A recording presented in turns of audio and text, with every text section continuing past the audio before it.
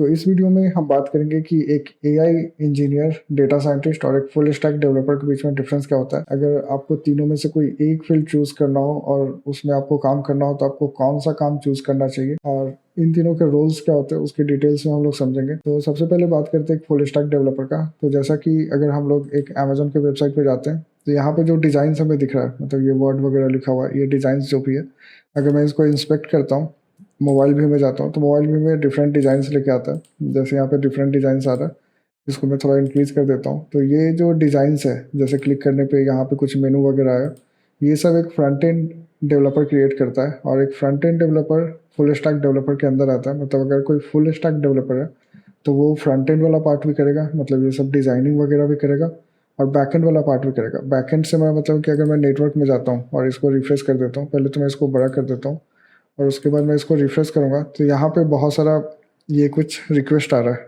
जो कि अगर आप देखें तो यहाँ पे रिस्पांस कुछ आ रहा है, HTML आ रहा है, स्क्रिप्ट वगैरह आ रहा है, यहाँ पे कुछ और आ रहा है, यहाँ पे कुछ और आ रहा है। तो कहीं कहीं पे रिस्पांस हमें देखने को मिलता है, जैसे ये रिस्पांस है, ये रिस्पांस है। तो ये एक बैकएंड डेवलपर क्या करता है कि ये लिखता है, इसको API बोलते हैं, और इसको अगर हम लोग डीपली एनालाइज करें तो ये किसी बैकएंड को हिट करता है। जैसे completion.amazon.in है और जो हमारा वेबसाइट चल रहा है amazon.in पे चल रहा है, तो इसका बैकएंड चल रहा होगा ये वाले URL पे, और एक फ्रंट एंड डेवलपर इस API को हिट करेगा, मतलब इस API पे जाएगा और यहाँ से जो इन्फॉर्मेशन आ रहा है, जैसे जो भी इन्फॉर्मेशन इसको मिल रहा है वो लाके यहाँ पे दिखाता है। मतलब वहाँ से वो प्राइस वगैरह ले सकता है, किसी भी चीज़ का इन्फॉर्मेशन ले सकता है। जैसे यहाँ पे अगर मैंने क्लिक किया तो ये फीडबैक वगैरह जो आया है, यहाँ पे कुछ और अगर हमें दिखता है, जैसे ये वाला है, रूल्स वगैरह आया है। तो जो भी इन्फॉर्मेशन है वो बैकएंड से आता है और बैकएंड डेवलपर उसको क्रिएट करता है। और फुल स्टैक डेवलपर एक फ्रंट एंड का भी काम करेगा, बैकएंड का भी काम करेगा, और डेटाबेस वगैरह भी लिखेगा। मतलब ये इन्फॉर्मेशन जहाँ स्टोर हो रहा है तो वहाँ पे जो स्टोर करेगा, मतलब जो भी डेटाबेस वगैरह यूज़ हो रहा है, MySQL हो रहा है या फिर MongoDB कुछ भी यूज़ हो रहा है, तो वहाँ पे ये सब कुछ स्टोर करने का काम एक फुल स्टैक डेवलपर ही करेगा। हाँ, तो अगर आप फुल स्टैक डेवलपर हैं तो आपको पूरा रोल करना पड़ेगा, लेकिन उससे पहले आपको किसी एक चीज़ में मास्टरी हासिल करना पड़ेगा। या तो आप अच्छा फ्रंट एंड डेवलपर बन सकते हैं, या तो आप बहुत अच्छा बैक एंड डेवलपर बन सकते हैं। क्योंकि अगर आप इंटरव्यूज़ में जाते हैं तो आपसे पूछेगा कि आप क्या है, आप बोलेंगे आप फुल स्टैक डेवलपर हैं, तो वहाँ पे आपसे क्वेश्चन पूछा जाएगा कि आप ज़्यादा किस में इंटरेस्टेड हैं। आप बैक एंड में ज़्यादा इंटरेस्टेड हैं, आप ज़्यादा कंफर्टेबल बैक एंड में, या ज़्यादा कंफर्टेबल आप फ्रंट एंड में। तो एक फुल स्टैक डेवलपर ये सब क्रिएट करता है। अब बात करेंगे हम लोग कि एक डेटा साइंटिस्ट क्या करेगा। तो डेटा साइंटिस्ट के अंदर बहुत सारे रोल्स होते हैं। अगर मैं चैट जीपीटी से डेटा साइंटिस्ट से रिलेटेड सिमिलर रोल्स की बात करूँ तो यहाँ पे डेटा साइंटिस्ट आता है, डेटा एनालिस्ट आता है, मशीन लर्निंग इंजीनियर आता है, BI इंजीनियर आता है, या BI एनालिस्ट आता है। तो इसमें डिफरेंस क्या है कि जो डेटा साइंटिस्ट होगा वो कॉम्प्लेक्स डेटा को एनालाइज करेगा और फ्यूचर प्रिडिक्ट करेगा, किसी भी प्रोडक्ट का या किसी भी कस्टमर का वैल्यू क्या है या नेक्स्ट स्टेप क्या हो सकता है। तो वो जो फ्यूचर प्रिडिक्ट होता है उसके लिए हमें पास्ट डेटा चाहिए होता है। तो पास्ट डेटा फिल्टरिंग वगैरह एक डेटा एनालिस्ट या डेटा इंजीनियर क्या करता है कि उस डेटा को फिल्टर करके अच्छे डेटा फॉर्मेट में रखता है। मतलब कि जैसे हमारे पास यहाँ पे बहुत सारा डेटा आ गया, अब इस डेटा को एक अच्छा फॉर्मेट में कन्वर्ट करना है, तो उसके लिए एक डेटा एनालिस्ट उस डेटा को अच्छे फॉर्मेटेबल वे में फॉर्मेट करके प्रेजेंट करेगा। उसके लिए जो स्किल्स आता है, जैसे SQL आया, एक्सेल आया, डेटा विजुअलाइजेशन के लिए टैबलू या पावर BI वगैरह होता है। तो इसमें क्या होता है कि जो बहुत सारा डेटा हमारे पास आ जाता है कि यूज़र ने कौन से प्रोडक्ट को ज़्यादा बाई किया नहीं किया, तो वो सब जो फ़िल्टरिंग का प्रोसेस होता है उसको एक इन्फॉर्मेशनल डेटा में कन्वर्ट करना एक डेटा एनालिस्ट का काम होता है।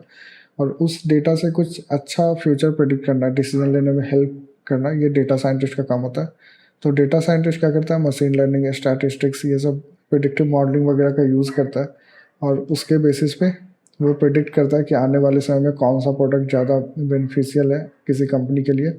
अब जैसे हम लोग स्टॉक की बात करें तो कोई भी स्टॉक मार्केट में जो स्टॉक है, तो एक डेटा साइंटिस्ट क्या करेगा कि बहुत सारे पैटर्न्स बनाएगा। जैसे कि अगर वॉर आ रहा है तो वॉर के टाइम में स्टॉक हमेशा नीचे जाता है, तो डेटा साइंटिस्ट पहले ही प्रिडिक्शन कर लेगा कि जब भी वॉर आने वाला है तो स्टॉक नीचे जाएगा, तो हमें कुछ स्टॉक्स सेल करना चाहिए, कुछ स्टॉक्स बाई करना चाहिए।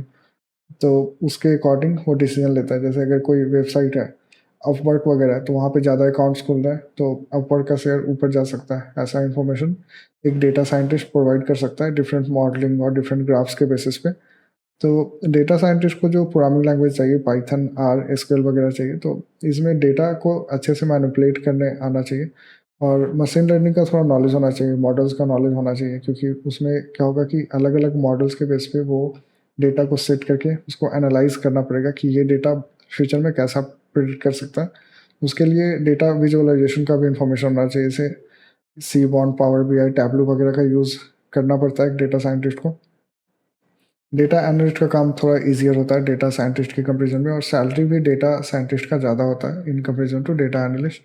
और वहीं पे मशीन लर्निंग इंजीनियर की बात करें तो मशीन लर्निंग इंजीनियर क्या करेगा कि एक मशीन को वो ट्रेन करेगा किसी मॉडल के बेसिस पे, जैसे एक सिमिलर काइंड ऑफ डेटा से वो ट्रेनिंग दिया जाता है, और वो ट्रेनिंग देने का काम एक मशीन लर्निंग इंजीनियर का होता है। जैसे वो एक पैटर्न देगा और पैटर्न के बेसिस पे आउटपुट प्रिडिक्ट करेगा, फिर से एक पैटर्न देगा, उसके बेसिस पे एक आउटपुट प्रिडिक्ट करेगा। तो ये काम एक मशीन लर्निंग इंजीनियर का होता है। इसमें स्टैटिस्टिशियन भी होता है, जिसमें कि वो एक्सपेरिमेंट्स करता है, सर्वे वगैरह करता है, और इसमें भी जो टेस्टिंग वगैरह होता है, डेटा कलेक्शन मेथड्स वगैरह होता है। तो ये क्या करेगा, ये बस स्टैटिस्टिक्स पे काम करेगा कि उस डेटा को कैसे एनालाइज करे, और वो ज़्यादा थ्योरी बेस्ड काम होता है। अब इसके बाद बीआई एनालिस्ट की बात करें तो ये सब टूल्स पे काम होता है। जो भी बीआई एनालिस्ट है वो बेसिकली टूल्स पे ही काम करते हैं, जैसे पावर बीआई, टैबल्यू, लूकर। ये सब में क्या होता है, डेटा को अच्छे वे में फॉर्मेटिंग करके प्रेजेंट करना पड़ता है। तो जब से चैट जीपीटी आया तब से बीआई एनालिस्ट का बहुत सारा काम एक चैट जीपीटी वगैरह से हो जाता है हमारा। और एआई इंजीनियर के बारे में अगर हमें डीप में समझना है तो मैंने एक प्रेजेंटेशन भी बना के रखा है, जैसे एआई इंजीनियर का रोड मैप है।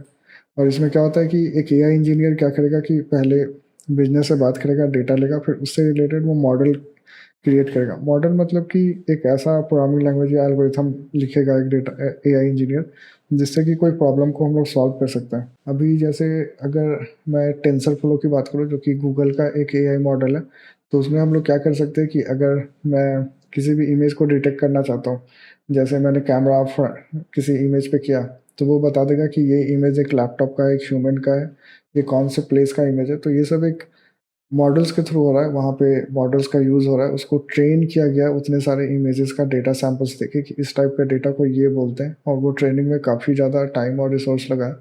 उसके बाद जो लार्ज लैंग्वेज मॉडल होता है, मतलब पूरा का पूरा एआई इंजीनियरिंग जो मॉडल से बेस्ड होता है, और सबको आपको लास्ट में मॉडल से दिखेगा। जैसे कि एलएलएम का नाम आपने सुना होगा, तो उसको लार्ज लैंग्वेज मॉडल बोलते हैं। उसमें क्या होता है कि लैंग्वेज से रिलेटेड जितना प्रोसेसिंग होता है, जैसे कि हम कुछ बोल रहे हैं, उसका रिप्लाई ह्यूमंस ह्यूमंस कैसे देते हैं, और कैसे बात करना है, कैसे रिस्पॉन्स देना है, इन्फॉर्मेशन को कैसे यूज़ करके एक जैसा हमें आउटपुट चाहिए वैसा इन्फॉर्मेशन में उसको ट्रांसक्रिप्ट करना है और प्रोवाइड करना है। ये सब काम एक एआई इंजीनियर का होता है। तो एआई इंजीनियर क्या करता है कि ट्रेनिंग देता है, lots of data, number, text, images से वो ट्रेनिंग देता है और मॉडल्स को रेडी करता है, और फिर उसके बेसिस पे वो प्रिडिक्ट करता है या क्लासिफाई करता है कि वो प्रिडिक्शन क्या होगा और उसके बेसिस पे क्या रिजल्ट आने वाला है। अब एग्जांपल ऑफ एआई मॉडल्स हम लोग देख सकते हैं, लीनियर रिग्रेशन मॉडल होता है, जैसे कि प्राइस वगैरह पे प्रिडिक्ट करना।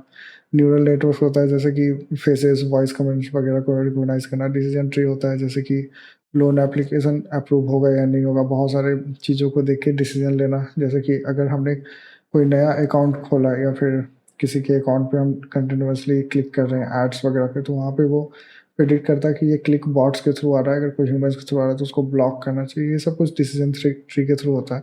और इसमें भी different types of model types होते हैं, जैसे कि सुपरवाइज लर्निंग मॉडल, जैसे पिक्चर्स वगैरह से जो मॉडल्स को ट्रेन किया जाता है उसको सुपरवाइज बोलते हैं।